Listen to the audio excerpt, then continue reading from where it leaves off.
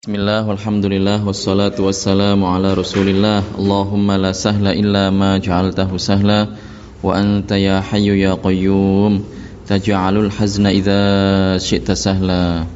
Nukhlisu niyatina lillahi tabaraka wa ta'ala.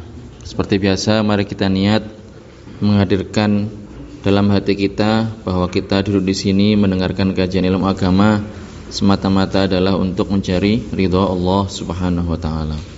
Sampai pada pembahasan mengenai pernikahan dalam Islam. Bismillahirrahmanirrahim. Qala al-muallif rahimahullahu ta'ala, pernikahan dalam Islam. Pengertian nikah adalah akad yang terkandung di dalamnya bolehnya wat'i, hubungan badan suami istri, dengan menggunakan lafal yang diambil dari kata nikah, menikahkan. Inkah. Dengan menggunakan lafal yang diambil dari kata inkah, menikahkan. Tazwij, mengawinkan, atau terjemahannya. Ini dalam bahasa Indonesia nggak ada bedanya antara dua kata ini, antara kata menikahkan dengan mengawinkan. Tapi biasanya orang Indonesia itu kalau nikah itu, sebagian dari mereka itu konotasinya untuk nikah itu lebih halus dibandingkan dengan kawin. Padahal ya sama saja gitu. Dalam bahasa Indonesia sama, menikahkan, mengawinkan, nggak ada bedanya. Tapi menurut sebagian orang, tapi mereka bukan ahli bahasa gitu. Jadi kata nikah ini lebih halus dibandingkan dengan kawin. Jadi diambil dari bahasa Arab inkah, ankaha yunkihu, inkahan, sama tazwij, zawaja yuzawiju tazwijan. Atau terjemahannya, makanya ketika orang melangsungkan akad ketika menggunakan bahasa Arab itu kan redaksinya biasanya seperti ini, ankahtuka wazawajtuka. Seandainya salah satunya pun sudah mencukupi, tidak harus dua-duanya. Ankahtuka dan seterusnya, atau zawajtuka dan seterusnya. Jadi itu pengertian dari nikah adalah akad yang terkandung di dalamnya bolehnya watu', hubungan badan laki-laki dengan perempuan dengan menggunakan lafal-lafal yang sudah ditentukan, yaitu inkah dan tazwij. Jadi kalau wali atau wakil daripada wali melafalkan redaksi ini, mengatakan ijab, kemudian laki-laki, si mempelai laki-laki mengatakan qabul, maka ya sudah legal menurut syariat hubungan badan antara laki-laki ini dan perempuan yang merupakan keduanya ini adalah mempelai pengantin. Itu maksudnya. Dasar hukum. Firman Allah Jalla Jalaluh, fankihu ma taba lakum minan nisa'i mathna wa thulatha wa ruba'. Nikahilah wanita yang bagus untuk kalian 2, 3 dan 4. Sabda Rasulullah sallallahu alaihi wasallam, tanakahu fa inni mukathirun bikumul umam yaumal qiyamah, rawahul Baihaqi. Menikahlah karena sesungguhnya aku mengungguli umat-umat lainnya dengan banyaknya kalian pada hari kiamat. Hadis riwayat Al-Baihaqi dan ijma' para ulama. Jadi ada 3 dasar hukum. Yang pertama adalah ayat Al-Quran, yang kedua adalah hadis Nabawi, dan yang ketiga adalah ijma'. Ayatnya jelas di situ perintah untuk menikah. Fankihu ma taba lakum minan nisa'i masna wa thulatha wa ruba'. Jadi kalau kaum laki-laki dia merdeka, dia punya jatah untuk menikah sebanyak 4 kali dengan pengertian bisa mengumpulkan 4 istri sekaligus. Tapi kalau misalnya nikah, cerai, umpamanya sampai berkali-kali, ya itu tidak haram. Tapi kalau mengumpulkan ini maksimalnya, jika dia adalah seorang laki-laki yang merdeka, maka bisa sampai 4 kali sekaligus, bisa mengumpulkan sekaligus. Tapi itu akadnya ya harus beruntun, tidak bisa sekaligus. Jadi maksudnya di sini perintah di sini, kalau nanti dikaji mengenai hukum nikah, hukum asalnya adalah sunnah. Jadi menikah itu hukum asalnya adalah sunnah, tidak wajib. Artinya kalau ada di antara kalian, tapi saya nggak mengharapkan, misalnya ingin jomblo seumur hidup, ya nggak haram. nggak haram. Boleh saja kalau memang seperti itu. Apalagi dia ini merasa tidak butuh umpamanya, dan dia ingin sibuk dengan ibadah, kemudian sibuk dengan menuntut ilmu, sibuk dengan dakwah, ya tidak apa-apa kalau mau seperti itu, silahkan. Hukumnya tidak haram. Tetapi kalau dia butuh, sudah menggebu-gebu syahwatnya, ya, dan dia mampu, maka kalau memang sudah punya modal, sudah mampu, ya sudah, alangkah baiknya untuk melangsungkan pernikahan. Tetapi itu yang paling penting sebelum itu adalah harus mengkaji mengenai ilmunya terlebih dahulu. Jadi kita laki-laki yang merdeka punya jatah 4, bisa menghimpun, mengumpulkan 4 perempuan dalam satu waktu mereka menjadi istri kita. Tapi ya akadnya secara beruntun, tidak bisa langsung. Tapi tidak harus ya. Kalau mampu ya silahkan.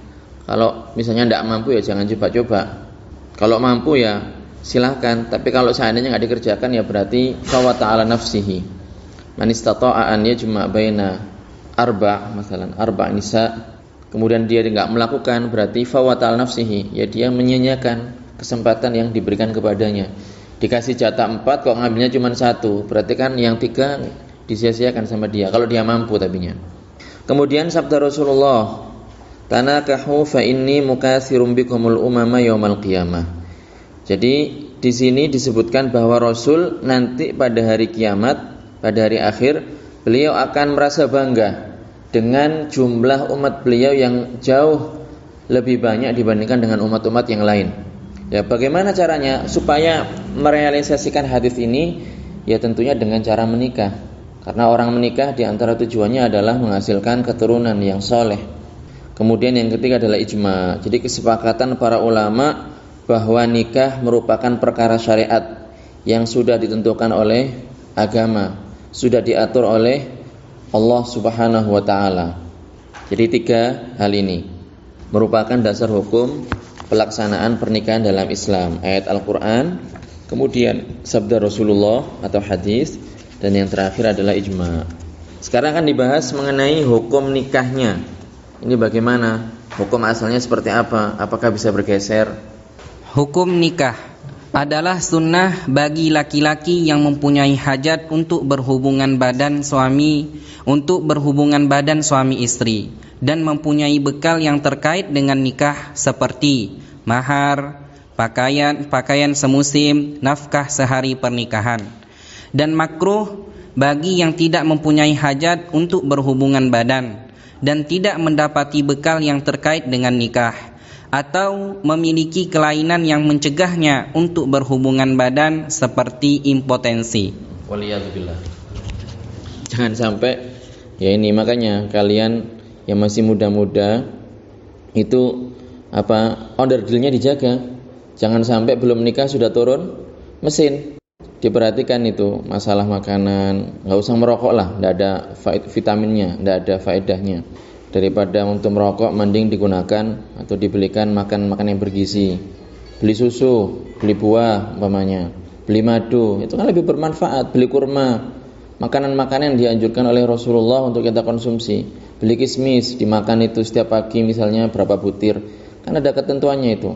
Ya beli yang seperti itu daripada buat beli rokok. Rasulullah nggak pernah merokok, tapi ya itu tetap kita tidak mengatakan bahwasanya rokok hukumnya haram, enggak. Tapi ya itu, kalau tidak ada faedahnya, ngapain kita kerjakan? Jadi hukum asalnya menikah ini adalah sunnah bagi laki-laki yang mempunyai hajat. Jadi dia sudah mampu, kebutuhan biologisnya itu sudah ada. Maka di sini hukumnya adalah sunnah, dan dia juga punya bekal terkait nikah, meliputi mahar. Jadi mahar ini sejumlah harta yang wajib diberikan oleh calon suami kepada calon istrinya. Pakaian semusim ya, kalau musim panas pakaiannya apa, musim dingin pakaiannya apa, nanti ada perinciannya. Kemudian nafkah sehari pernikahan, ini bukan nafkah atau biaya untuk pesta pernikahan ya, bukan itu yang dimaksud. Tetapi nafkah yang wajib dikeluarkan oleh seorang suami sehari pernikahan, pada hari pernikahan itu. Bukan maksudnya biaya untuk pesta, bukan. Jadi kan gini, nanti ketika seseorang itu statusnya berubah, yang asalnya jomblo, kemudian dia menjadi seorang suami, itu kan tiap hari itu kan wajib mengeluarkan nafkah. Tergantung kondisinya. Apakah dia musir atau mu'sir, musir ya, nggak pakai ya, musir atau mu'sir atau mutawassit, tergantung kondisinya. Jadi setiap hari itu wajib mengeluarkan nafkah berapa mud gitu. Ada yang 1 mud, ada yang 2 mud, ada yang 1 mud setengah, tergantung kondisinya. Disertai dengan lauk pauknya. Nah ini nafkah wajib itu. Kalau dia musir berarti ada ketentuannya, mu'sir juga ada ketentuannya. Itu yang dimaksud di sini, nafkah sehari pernikahan. Adapun setelahnya ya dia tinggal nyari. Dan nafkah ini kalau seandainya diabaikan, dilalaikan, tidak ditunaikan oleh sang suami, maka menjadi tanggungan suami, menjadi hutang suami. Seandainya ada suami kok kabur, istrinya ditinggalkan sampai bertahun-tahun nggak dinafkahi, itu jadi hutang.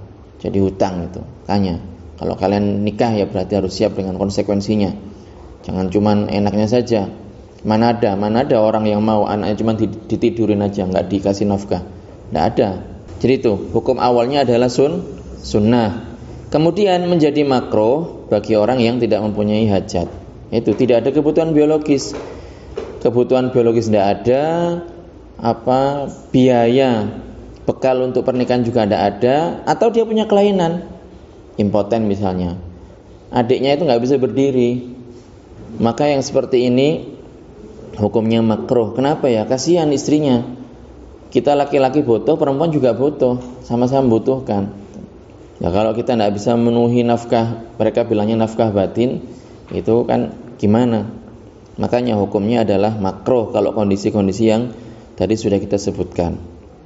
Kemudian di sini disebutkan bahwa kalau memang dia tidak ada kebutuhan biologis, tidak ada, bekal juga tidak ada, atau dia bekalnya ada tapi tidak ada kebutuhan biologis, dan dia karena tidak ada kebutuhan ya, maka yang diutamakan adalah dia menyibukkan diri dengan ibadah kepada Allah Subhanahu wa taala.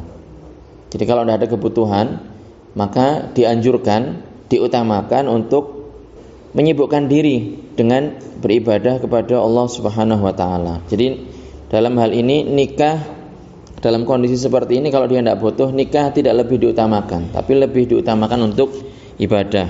Dan termasuk ibadah adalah menuntut dan mendalami ilmu agama, menyebarkan ilmu agama. Sebagian para ulama itu ada yang tidak menikah, ada yang jomblo. Mungkin mereka lebih menginginkan bidadari di surga. Tapi itu menikah tetap kita di sini di zaman sekarang. Kalau saya sendiri menganjurkan kalian menikah gitu, dengan niatan yang baik, niat membangun rumah tangga yang baik, yang sakinah, mawaddah, warahmah, menghasilkan keturunan yang soleh, pejuang Ahlussunnah wal Jamaah, mendidik mereka, memperbanyak jumlah Ahlussunnah wal Jamaah, tentara Ahlussunnah wal Jamaah. Terus diagendakan itu, diagendakan punya anak sebanyak-banyaknya. Kalau bisa punya istri lebih dari 1, kalau bisa. Kalau tidak bisa ya 1 aja.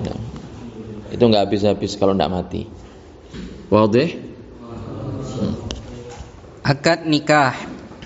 Dalam akad nikah diperlukan kehati-hatian yang lebih dibandingkan dengan akad lainnya, karena terdapat konsekuensi hukum yang berlaku jika tidak terpenuhi, walau hanya 1 rukun atau hanya 1 syarat.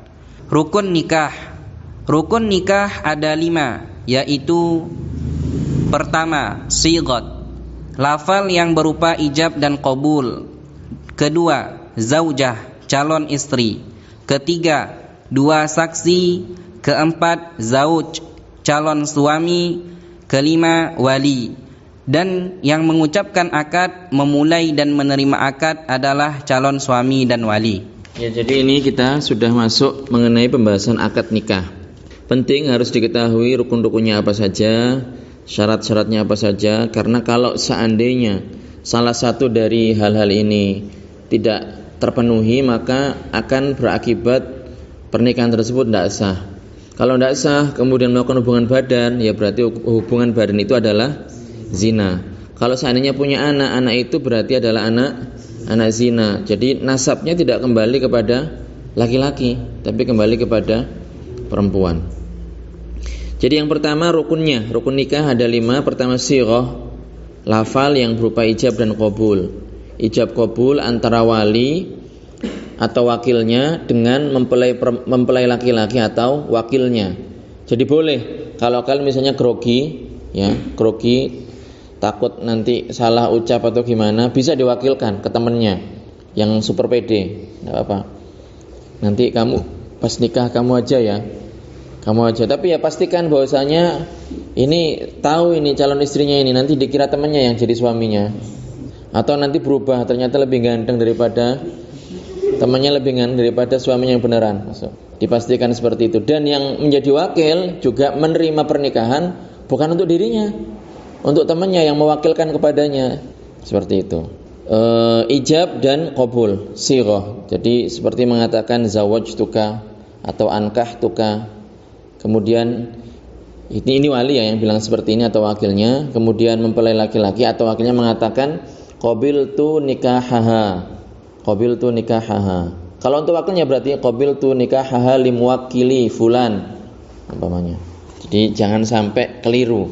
Boleh menggunakan bahasa selain Arab dan boleh juga menggunakan bahasa Arab. Jadi banyak di sini contohnya qabiltu nikahaha wa tazwijaha juga bisa, atau qabiltu hadzal nikah atau qabiltu hadzal tazwij, boleh. Lah kalau biasanya kan gini, yang menikahkan itu biasanya wali. Wali itu siapa? Ya bapaknya perempuan, kakek perempuan ini, kakeknya perempuan, tapi dari jalur ayah. Kemudian saudaranya, saudara perempuan, nanti ada urut-urutannya siapa yang menikahkan. Bisa misalnya kalau saya menikahkan putri saya, berarti saya bilang ankahtuka ibnati fulanata, karena anak perempuan saya lebih dari satu disebutkan. Ini jadi ini adalah rukun nikah. Kemudian zaujah, ada calon istri. Jangan kayak orang-orang di luar negeri sana, mereka sudah mulai penyakit kejiwaannya itu mulai banyak, bukan mulai banyak, tambah banyak. Jadi ada sebagian mereka itu nikah dengan boneka, nikah dengan binatang, nikah dengan tembok Cina, macam-macam, nikah dengan anjing, waliyadzubillah. Kemudian juga ada saksi, ada dua saksi. Dua saksi ini adalah dua orang laki-laki yang adil, nanti ada perinciannya. Kemudian juga ada calon suami, ini rukun, harus ada. Kemudian yang kelima adalah wali. Jadi ini adalah rukun nikah, yang mengucapkan wali atau wakilnya, dan yang qabul adalah mempelai laki-laki atau wakilnya. Dan boleh dibalik, jadi laki-lakinya dulu umpamanya zawijni bintaka kadza wa kadza wa kadza, kemudian walinya mengatakan qabiltu nikahaha wa tazwijaha. Bisa seperti itu. Tapi yang biasa, yang pada umumnya itu yang memulai adalah wali. Kemudian dijawab oleh mempelai laki-laki. Sighah. Ijab adalah seperti perkataan seorang wali. Zawajtuka au ankahtuka binati. Aku kawinkan engkau atau aku nikahkan engkau dengan putriku. Qabul adalah seperti perkataan seorang calon suami. Qabiltu nikahaha au tazwijaha au hadzal nikaha au at-tazwija. Saya terima nikahnya atau perkawinannya atau pernikahan ini atau perkawinan ini. Syarat wali dan dua saksi. Islam kecuali wali dari zimmiyah, perempuan Yahudi atau Nasrani. Jadi, jika seorang bapak menikahkan anak perempuannya yang Yahudi atau Nasrani yang seagama dengannya dengan lelaki muslim, maka sah akad tersebut. Jadi ini penting tentang syarat wali dan syarat dua saksi. Yang pertama adalah baik wali maupun saksi ini disyaratkan harus beragama Islam. Ini secara umum seperti itu, tapi ada pengecualian. Pengecualinya adalah wali dari seorang perempuan zimmiyah. Kita tahu bahwa dalam syariat kita, laki-laki muslim itu boleh menikah dengan perempuan yang kitabiyah yang zimmiyah. Bukan non muslim gitu secara umum, karena non muslim kan banyak. Non muslim kan ada Konghucu, ada Buddha, ada Hindu. Itu tidak boleh nikah dengan mereka kita, kecuali merekanya masuk Islam. Jadi yang diperbolehkan itu adalah perempuan kitabiyah yang zimmiyah. Kitabiyah yang zimmiyah berarti Yahudiyah dan Nasraniyah, perempuan yang beragama Yahudi dan atau perempuan yang beragama Nasrani. Ini boleh, tapi ada syaratnya. Syaratnya ketat. Ya kalau saya sih tidak menyarankan. Muslimah masih banyak kok. Jadi kalau perempuan dengan ketentuan seperti ini, maka tidak disyaratkan walinya itu harus beragama Islam.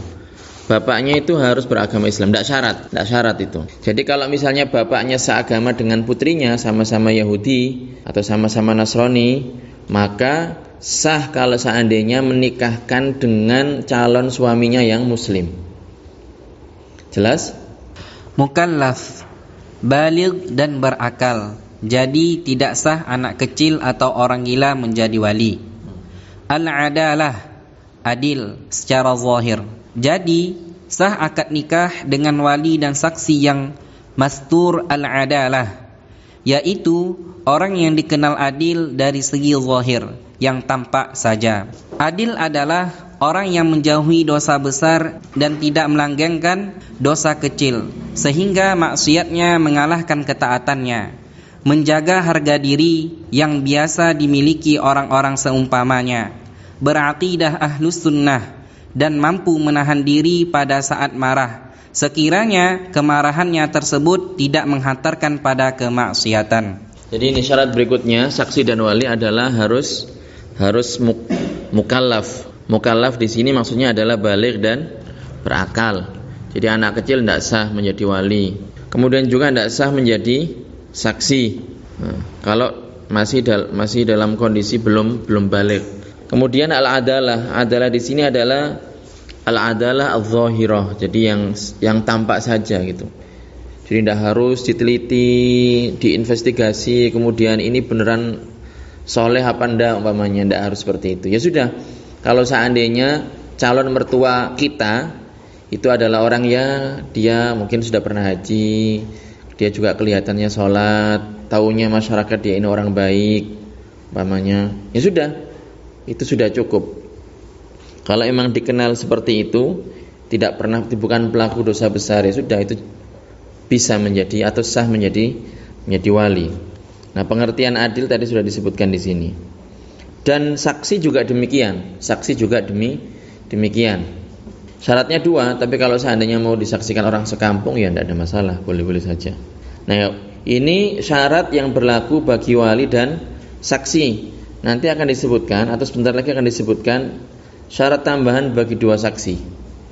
Syarat tambahan bagi 2 saksi: bisa mendengar, bisa melihat, bisa bicara, tidak bisu. Dobat, kemampuan menghafal dengan baik, tidak bermata pencarian rendahan seperti tukang bersih-bersih sampah.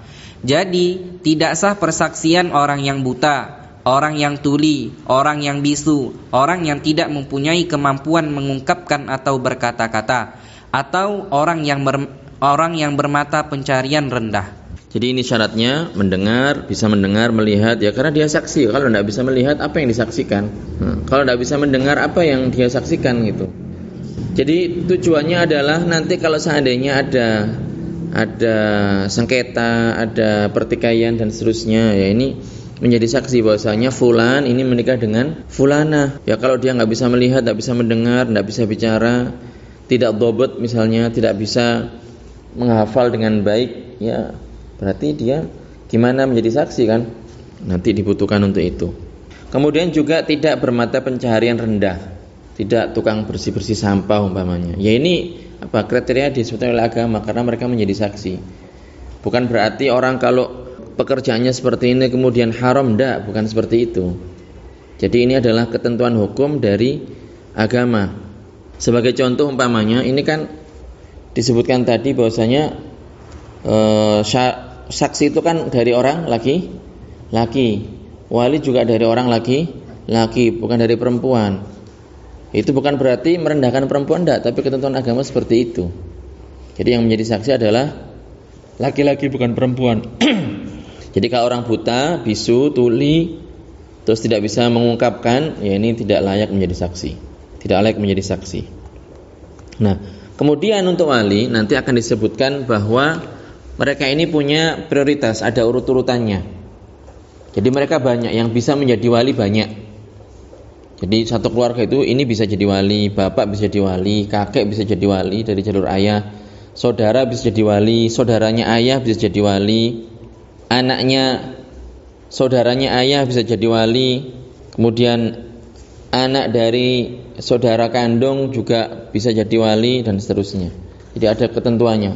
Ada banyak yang bisa jadi wali. Tapi siapa yang diutamakan? Siapa yang diprioritaskan? Nah, ini ada urut-urutannya. Kalau ada yang lebih tinggi, tidak boleh kemudian yang nomor berikutnya ini maju menjadi wali. Jadi kalau ada bapak, ya tidak boleh saudara jadi wali. Selama dua-duanya ini sah menjadi wali. Syaratnya terpenuhi, bapak terpenuhi syarat-syaratnya, saudara juga terpenuhi. Maka di sini harus didahulukan bapak. Tidak boleh saudara jadi wali.